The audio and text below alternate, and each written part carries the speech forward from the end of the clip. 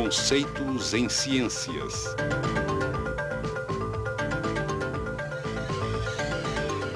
Eletromagnetismo. Teoria dos domínios. Esta bússola está respondendo ao campo magnético associado com o movimento de elétrons no condutor abaixo dela. A regra da mão esquerda para condutores mostra a relação entre o movimento de elétrons e o sentido do campo magnético. Com o polegar apontando no sentido do movimento dos elétrons, os dedos encurvados ao redor do fio indicam o sentido do campo magnético. Por outro lado, se o sentido do campo já for conhecido, a mesma regra pode ser usada para determinar o sentido do movimento dos elétrons. Como vimos nas experiências de Ørsted, uma agulha de bússola aponta no sentido do campo magnético ao redor de um condutor que conduz corrente. Assim, encurvando-se os dedos ao redor do condutor no mesmo sentido apontado pela agulha da bússola, o polegar nos dá a direção do sentido do movimento dos elétrons.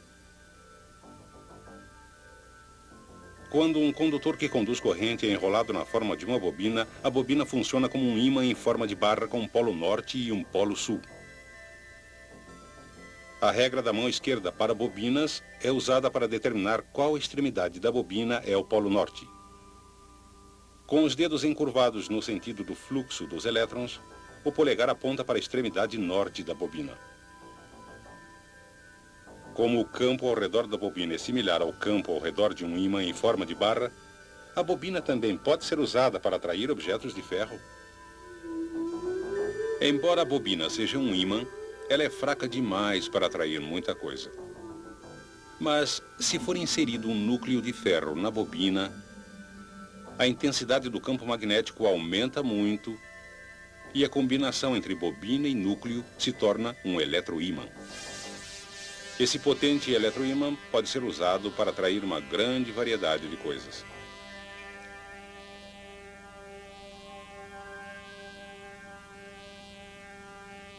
Quando a corrente que passa pela bobina é desligada, o campo desaparece e o núcleo de ferro deixa de ser magnético. Mas o que existe de especial no núcleo de ferro que faz ele magnetizar e desmagnetizar quase instantaneamente? Por que é quase impossível magnetizar cobre? E por que metais como o aço, uma vez magnetizados, retêm seu magnetismo por muito tempo depois que a corrente é desligada? Para as respostas, temos que observar mais atentamente um átomo típico. Quase todo o átomo consiste de espaço vazio. Sua massa é concentrada em um pequeno núcleo carregado positivamente. Girando ao redor do núcleo, encontram-se minúsculas partículas carregadas negativamente, denominadas elétrons. Para seguir seu movimento, vamos representar as trajetórias dos elétrons por órbitas circulares.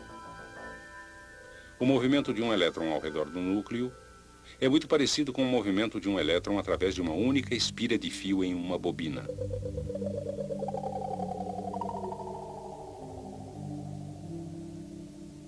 Além de determinar os polos norte e sul de uma bobina, a regra da mão esquerda para bobinas também pode ser usada para mostrar a localização dos polos para órbitas dos elétrons. Cada órbita de elétron produz um campo magnético com um polo norte e um polo sul. Entretanto, o movimento de todos os elétrons é tão ao acaso que os campos magnéticos tendem a se cancelar uns aos outros. Mas não pense que isto é tão simples. Além de se moverem ao redor do núcleo, cada elétron também gira sobre seu eixo, produzindo ainda outro campo magnético. Novamente, a regra da mão esquerda para bobinas pode ser aplicada para mostrar o sentido do campo magnético do elétron. São possíveis dois sentidos de giro, resultando em duas orientações de campo diferentes. Normalmente, os campos magnéticos produzidos por esses elétrons que giram se cancelam, da mesma maneira que são cancelados os campos das órbitas do elétron. Assim, o resultado é que a maioria dos átomos não possui um campo magnético global. Materiais consistindo desses átomos não são atraídos a ímãs. Uma exceção importante é o ferro. Um átomo de ferro tem 4 elétrons girando mais num sentido que no outro. O resultado é que seus campos não são cancelados ou equilibrados. Portanto, o átomo de ferro tem um campo magnético resultante. Entre os elementos comuns, somente 2 outros, o níquel e o cobalto, possuem átomos que são pequenos ímãs. Dizemos que esses átomos são ferromagnéticos. E os chamados dipolos magnéticos, significando 2 polos. Eles podem ser considerados minúsculas agulhas de bússola, apontando para o norte. Em materiais ferromagnéticos, esses minúsculos dipolos interagem, fazendo com que grandes aglomerados se alinhem no mesmo sentido. Um aglomerado de dipolos em que todos apontam no mesmo sentido chama-se um domínio. Normalmente, domínios têm largura de cerca de 1 milímetro e contêm milhões de átomos, com cada domínio apontando em um sentido diferente. Mas quando a barra é exposta a um campo magnético, os domínios que estão apontando no mesmo sentido que o campo crescem e tomam posse dos outros domínios.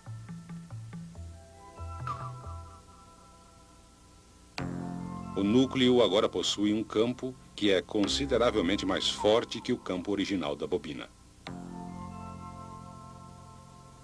Quando o movimento de elétrons para,